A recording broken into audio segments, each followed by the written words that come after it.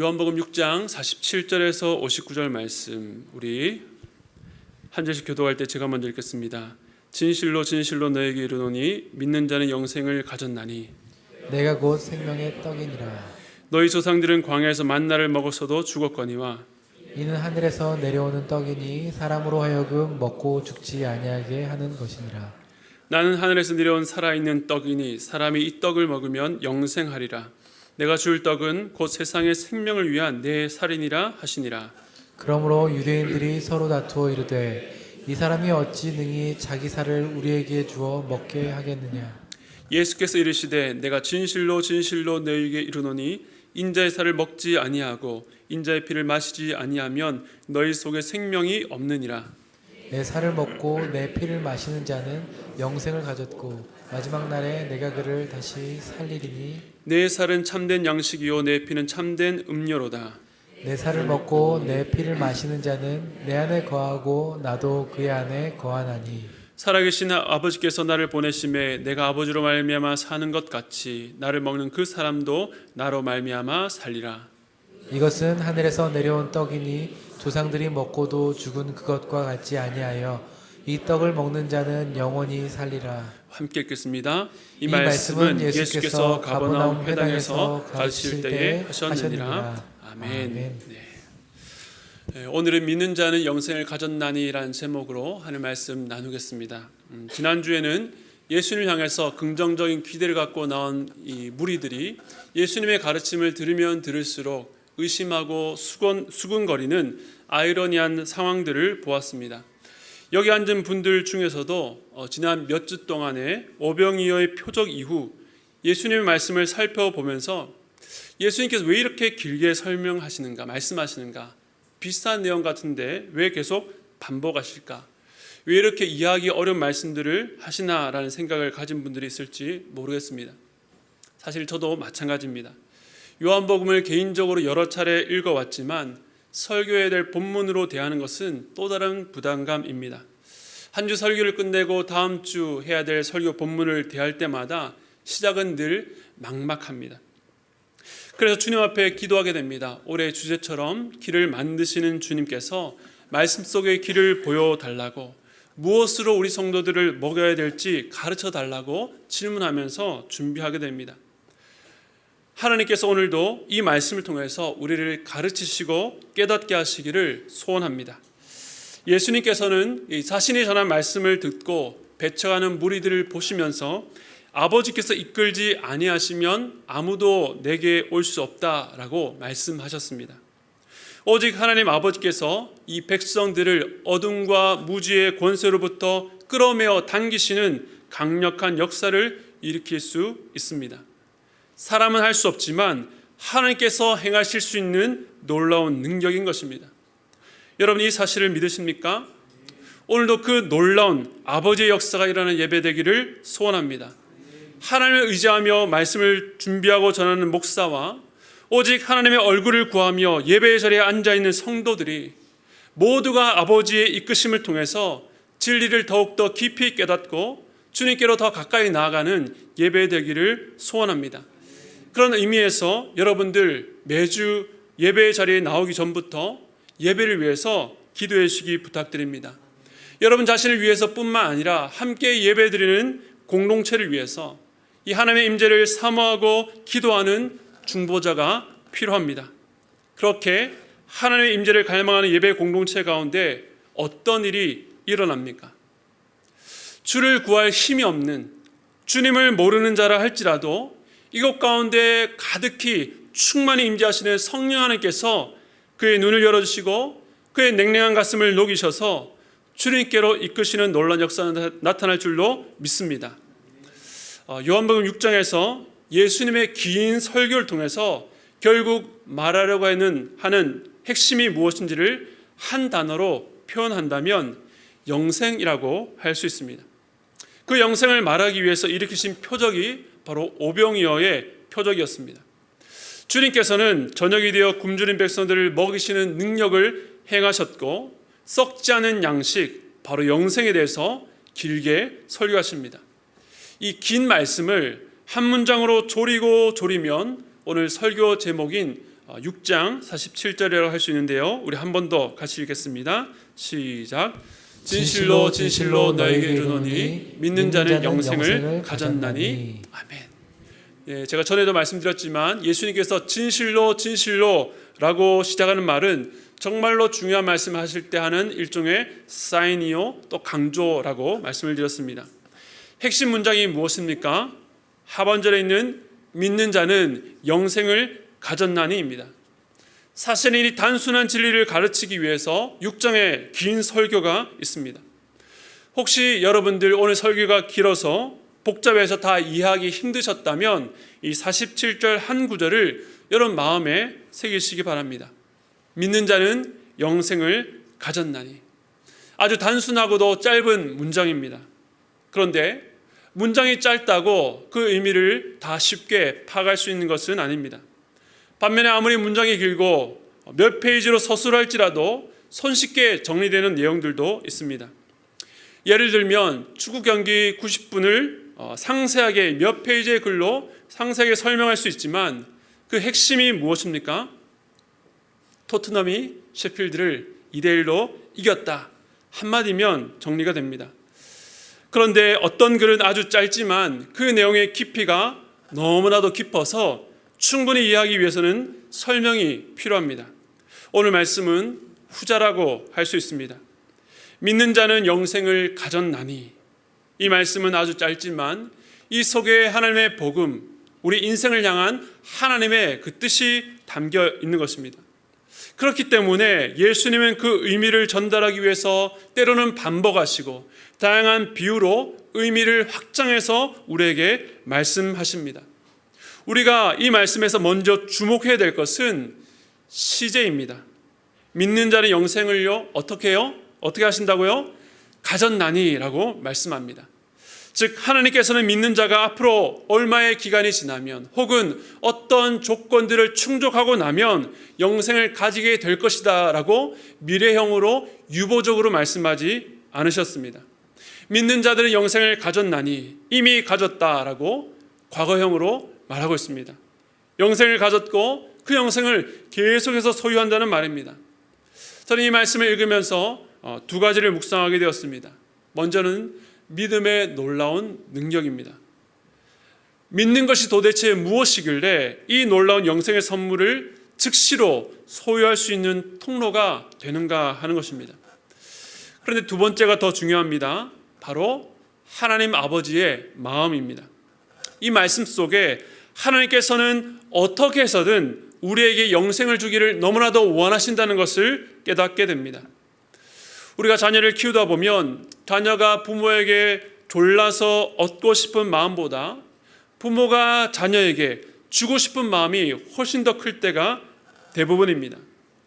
그런데 자식들이 구하는 것들을 들여다보면 사실은 별로 필요 없는 것들, 시간이 지나면 관심에서 사라지고 멀어질 것을 그렇게 달라고 애원합니다.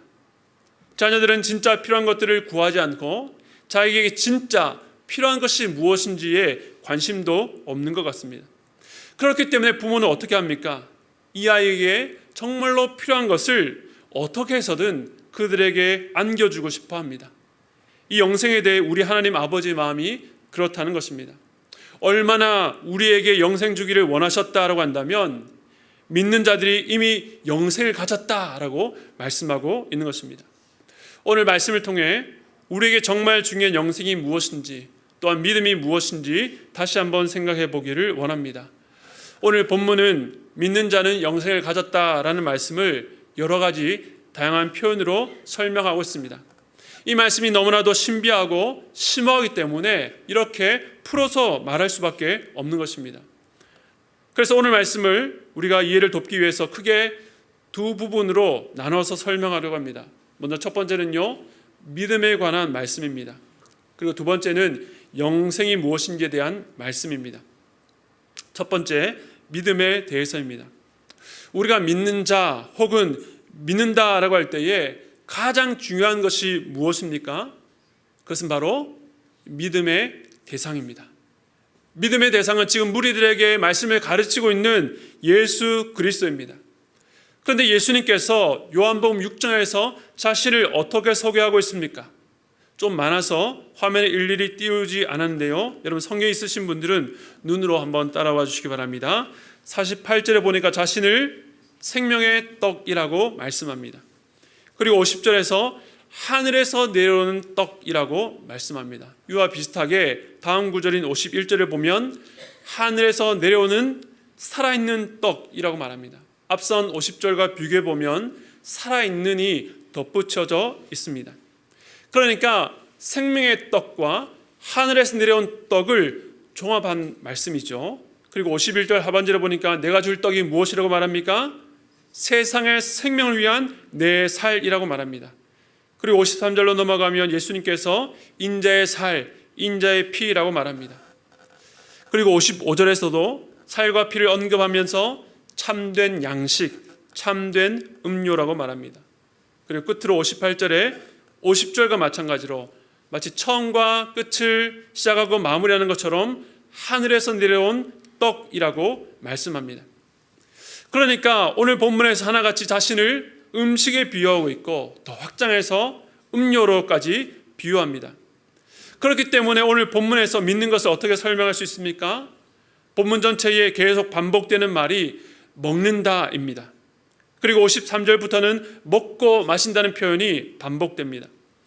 그러니까 예수님께서 믿음의 대상인 자신을 떡, 양식, 음료로 비유하고 있고 믿는 것은 그것을 먹고 마시는 것이다 라고 설명하시는 것입니다. 예수님을 찾아온 유대인들이 처음에는 예수님께 표적을 보여달라고 의심하다가 수군거리기 시작했고 상황이 더 악화되었습니다. 6장 52절 말씀 함께 읽겠습니다. 시작. 이 사람이 어찌 능히 자기 살을 우리에게 주어 먹게 하겠느냐. 이 무리들이 급기야 다투기까지 했습니다. 다툰 이유가 무엇일까요? 예수님께 자신을 생명의 떡, 하늘에서 내려온 살아있는 떡이라고 하면서 자신을 먹으라고 하니까 그것이 무슨 말인가? 그것이 어떻게 가능한가? 라고 해서 다툼이 일어났습니다. 그런데 예수님은 불나는 것에 기름을 끼얹듯이 거기서 그치지 않고 떡을 먹으라 해서 더 나아가서 내 살을 먹고 내 피를 마시라 라고 더 강하게 말씀하십니다. 논란과 오해를 일으킬 만한 말씀입니다. 실제 이 초대교회 때에 기독교는 로마로부터 숱한 핍박을 받아왔습니다. 특별히 로마의 마르쿠스 아우렐리우스 황제 시대 때에 보고한 문서를 보면 이 그리스도인은 살과 피를 먹는다라고 해서 식인 풍습이 있는 반인륜적인 집단으로 오해받기도 했습니다. 그렇다면 예수는 믿는 것을 먹는 것으로 더 나아가서 주님의 살과 피를 마시는 것으로 왜 이런 논란을 일으킬 만한 비유를 사용하셨을까요? 다시 말씀드리지만 예수님께서 믿는 것이란 주님의 살을 먹고 주님의 피를 마시는 것입니다 라고 설명하셨습니다. 우리가 믿는다라는 말은 익히 많이 들어왔기 때문에 부담 없이 받아들이지만 주님의 살을 먹고 주님의 피를 마신다라는 것은 그 의미가 예사롭지 않게 다가옵니다. 왜 같은 뜻을 이런 비약적인 비유로 설명하고 있는지 한 목사님께서 예를 들어 설명하셨는데 그것이 도움이 되어서 인용하기를 원합니다. 한 부부가 있었습니다. 그런데 사실 이 부부 사이에 어떤 문제로 관계가 좋지 않았습니다. 그런데 누군가 그 남편에게 와서 옆에 계신 분이 아내 되시나요? 라고 물었다고 합시다. 그러면 남편은 별 고민 없이 네 라고 대답할 수 있습니다. 그런데 또 다른 누군가가 와서 옆에 계신 분이 당신이 죽기까지 사랑해야 될 당신의 뼈 중에 뼈요 살 중에 살입니까? 라고 묻는다면 대답하는 것이 좀 껄끄러울 것입니다. 생각이 복잡해질 것입니다. 반대로 아내에게 옆에 있는 분이 당신이 섬기고 사랑해야 될 당신의 머리입니까? 라고 물으면 당황하게 됩니다. 이처럼 질문이 달라지면 속으로 부부 관계가 무엇인지를 깊이 고민하게 되는 것입니다. 예수를 믿는 것도 마찬가지입니다. 누군가 여러분에게 예수를 믿으십니까? 라고 묻는다면 어릴 때부터 교회를 다녀왔고 주일날 예배드린 것을 일상으로 여기시는 대부분은 네 라고 대답할 수 있습니다. 그런데 누군가가 여러분에게 당신은 예수의 살을 먹고 예수의 피를 마십니까? 라고 물으면 고민이 되죠. 아직 그것이 어떤 의미인지 자세히 설명드리진 않았지만 그 뉘앙스가 주는 강렬함이 있습니다. 지금 내 상태를 볼 때에 감히 그렇다고 말할 수 있을까? 예수님과 적당한 관계를 두고 살고 있다라고 한다면 그 질문에 네라고 대답하는 것이 쉽지 않을 것입니다.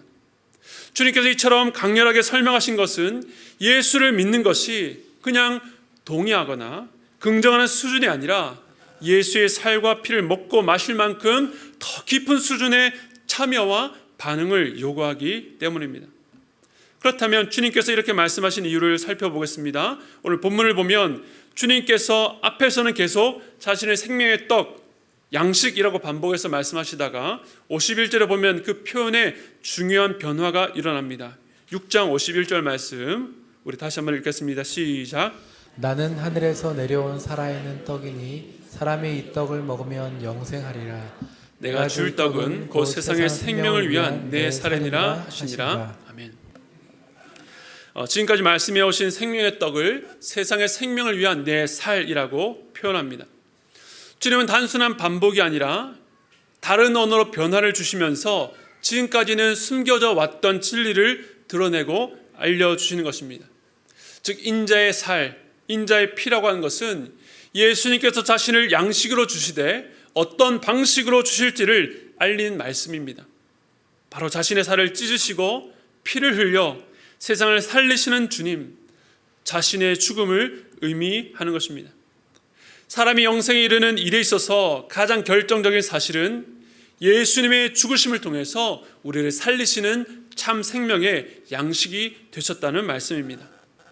반면에 광야의 만나의 기적이 하나님께서 베푸신 분명한 은혜인 것은 맞지만 그 한계가 무엇입니까? 오늘 본문 6장 49절 이렇게 말합니다. 너희 조상들은 광야에서 만나를 먹었어도 죽었거니와. 40년 동안 아무것도 없는 그 광야에서 육적 배부름을 얻었고 생명을 보존했지만 그것이 하나님께서 베푸신 은혜의 전부는 아니었습니다. 만나는 아무리 먹어도 결국 죽을 수밖에 없는 한계가 있었습니다. 그 말은 만나와 같은 방식으로는 이 백성들을 죽음에서 건지실 수 없다는 것을 보여줍니다. 그래서 예수님은 만나처럼 하늘에서 떡을 보내서 주시지 않고 말씀이 육신이 되어 당신이 직접 하늘에서 이 땅으로 내려오셔서 친히 생명의 떡이 되신 것입니다. 그냥 내려오기만 한 것이 아닙니다. 하나님의 아들이신 자신이 직접 오셔서 죽으셨습니다. 죽지 않고서는 자신의 죽음이 없이는 우리를 살릴 다른 길이 없었기 때문입니다. 대부분은 누군가를 도울 때에 자기가 가진 것 중에 넉넉한 것, 여분의 것으로 도우려고 합니다. 참 귀한 헌신입니다. 그런데 여분이 아니라 자기가 써야 하는 것으로 남부터 먼저 돕는 분을 만난다면 그 앞에 머리가 숙여집니다. 더 나아가서 자신이 대신 어려운 환경에 처하면서 남을 돕는 분이 있다면 어떻겠습니까? 그런데 심지어 예수님은 자신이 죽어 우리를 살리려 하셨습니다. 이 세상에서는 도저히 이해할 수 없는 사랑, 헌신입니다. 이러한 놀라운 사랑을 베푸신 분이 바로 우리의 믿음의 대상이라고 말씀하고 있는 것입니다. 그러니까 우리가 예수를 믿는다라고 하면서 그러면 이제 내 것을 주님께 다 드려야 되는가? 이제 내가 원하는 대로, 내가 바라는 대로, 하고 싶은 대로 못 사는 건가? 라고 주저하게 된다면 주님께서 우리를 위해서 행하신 일을 제대로 이해하지 못하고 그 크신 사랑의 깊이와 넓이가 얼마나 놀라운지를 경험하지 못했기 때문에 하는 걱정인 것입니다. 지금까지 첫 번째 부분, 이 믿음에 대해서 말씀을 드렸습니다. 오늘 말씀이 제시하는 믿음은 예수님의 살을 먹고 예수님의 피를 마시는 것입니다. 이 주님의 살과 피를 먹고 마시는 것이 무엇인지는 나중에 다시 한 번 더 말씀을 드리겠습니다.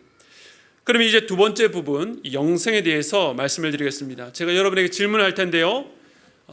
대답하진 마시고 한번 속으로 생각해 보시기 바랍니다. 여러분에게는 영생이 있으십니까? 혹시 여러분은 영생 얻기를 원하십니까? 만약 여러분의 영생이 있다라고 고백했다면 여러분은 지금 그 영생을 누리고 계십니까? 이 질문 앞에 확신을 갖고 대답하지 못하거나 혹은 별로 관심이 없는 분들도 있을 것입니다. 이 땅을 살면서 당장 급한 피로들이나 주변에 신경 써야 될 것이 많은데 영생이란 주제는 피부에 잘 와닿지도 않고 지금 내게는 별로 중요하지 않다라고 생각하기 때문일 것입니다. 지금 우리가 말하고 있는 영생, 요한복음 6장에서 주님이 주시는 생명은 우리가 지금 이 땅에서 숨을 쉬고 활동하며 살아가는 그 생명과는 전혀 다른 차원의 생명을 말하는 것입니다. 우리는 주변에 누군가 갑작스럽게 죽거나 본인이 병에 걸려 어려움을 겪지 않고서는 거의 죽음을 생각하지 않고 영원히 살 것처럼 살아갑니다. 하물며 우리가 가진 육적인 생명과는 다른 차원의 생명에 대해서 더더욱 관심을 기울이지 않는 것은 어찌 보면 당연하다라고 생각할 수 있습니다. 하지만 믿는 자는 영생을 가졌나니 라고 하는 말씀처럼 하나님은 인생에게 영생 주기를 원하신다는 것, 하나님 보시기에 사람에게 그 어떤 필요보다 가장 필요한 것이 영생이라는 사실을 기억해야 됩니다. 여러분에게 이 영생을 사모하는 마음이 부어지기를 소원합니다. 그렇다면 오늘 말씀이 영생을 어떻게 설명하는지 보겠습니다. 다시 한번 말씀을 보시면 50절에 영생은 죽지 아니하게 하는 것이다 라고 말씀합니다. 모든 사람은 반드시 죽습니다. 왜 죽습니까? 노화되어 신체적으로 수명을 다해서 혹은 사고로 질병으로 죽는 것입니까? 그렇지 않습니다. 로마서 6장 23절에는 죄의 삭은 사망이요 라고 말씀합니다. 즉 죄인인 인간은 모두 그 죄에 대한 결과 열매로 죽을 수밖에 없습니다. 이 죽음은 단지 육체적 죽음만을 말하는 것이 아닌 것은 히브리서 9장 27절에 한 번 죽는 것은 사람에게 정해진 것이요 그 후에는 심판이 있다라고 말씀하기 때문입니다. 사람이 육체적으로 죽으면 그것으로 끝이 아니라 그 후에는 영원한 심판대 위에 서게 되는데 그때는 다시 돌이킬 기회도 없습니다. 그때를 지나면 영원한 죽음으로 들어가는 것입니다. 그러나 믿는 자에게 주신 생명이 영생이 무엇입니까? 죽지 아니하게 하는 것입니다. 그 영원한 죽음의 저주와 심판에 이르지 않게 하는 것입니다. 그래서 54절에서는 마지막 날에 그를 다시 살리겠다라고 말씀합니다. 피할 수 없는 죽음을 앞둔 인생을 향해서 죽지 않는 생명, 다시 살리시는 생명을 약속합니다. 지금껏 내가 누려왔던 그 생명을 지속하는 것이 아니라 죽음까지도 극복한 생명, 죽음의 저주 아래 처해 있는 죄인을 다시 살리시는 부활 생명을 말씀하고 있는 것입니다. 아마 이 자리에 앉으신 분들 중에서 믿음 생활 오래 해오신 분들 아마 이 말씀을 익히 여러 차례 많이 들어오셨고 또 아시는 분들도 있을 것입니다. 그런데 문제가 무엇입니까? 그 영생, 부활 생명을 내가 죽어 심판대 앞에 설 그때에만 확인하는 것으로 생각하는 것입니다. 그렇기 때문에 영생을 가진 감격이 무엇인지, 현재 영생을 누리고 사는 것이 무엇인지를 모르고 살아가는 것입니다. 그런데 주님께서 영생에 대해서 어떻게 설명하십니까? 오늘 본문 56절 같이 한번 읽겠습니다. 시작. 내 살을 먹고 내 피를 마시는 자는 내 안에 거하고 나도 그의 안에 거하나니. 아멘. 앞서도 말했듯이 오늘 설교 제목을 풀었으면 방금 읽었던 이 말씀입니다. 내 살을 먹고 내 피를 마시는 것이 곧 예수를 믿는 것이고, 영생을 가졌다라는 것은 내가 예수 안에 살고 예수께서 내 안에 사는 삶입니다. 그러므로 이 영생은 죽고 나서야 경험할 수 있는 것이 아니라 내가 주 안에, 주님이 내 안에 거하심으로써 바로 지금 현재 삶 속에 누리는 생명이라고 하는 것입니다. 그렇다면 어떻게 이 영생을 우리의 삶 속에 계속해서 누릴 수 있겠습니까? 아까 예수님께서 영생을 만나를 주는 것처럼 주시지 않고 자신이 직접 오셨다라고 말씀을 드렸습니다. 그가 죽으심으로 우리의 생명이 되셨습니다. 영생도 마찬가지입니다. 우리가 영생을 선물로 받아 누리는 것은 예수님 따로 영생 따로가 아닙니다. 믿는 자가 영생을 소유하고 있는 것은 그 생명이신 예수를 내 안에 모심으로써 누린다는 의미입니다. 이 의미를 가장 극적으로 드러낸 것이 내 살을 먹고 내 피를 마신다는 말입니다. 주님의 살을 먹고 주님의 피를 마신다는 것은 그 안에 죽음과 생명이 함께 담겨 있는 참 신비하고 놀라운 말씀입니다. 먼저는 왜 그것이 죽음입니까? 예수 그리스도의 살과 피를 말하기 때문입니다. 예수 그리스도의 십자가 죽으심에 우리가 참여하는 것입니다. 그 죽음으로 우리의 모든 죄가 사해졌으며 나의 옛사람도 죽었음을 고백하는 것입니다. 그것이 왜 생명이 됩니까? 우리가 음식을 먹어 배를 채우고 힘을 얻어서 살아가는 것처럼 예수를 먹고 마셔 생명을 누리기 때문입니다. 즉 믿음은 그리스도의 죽으심에 참여함으로 예수의 생명을 누리는 것입니다. 예수와 함께 우리의 옛사람이 죽고 예수의 생명으로 살아가는 것입니다. 이것이 예수의 살을 먹고 예수의 피를 마신다는 의미입니다. 그의 죽으심으로 말미암아 이제는 내가 사는 것이 아니요 오직 내 안에 그리스도께서 사시는 것입니다. 그 삶이 영생입니다.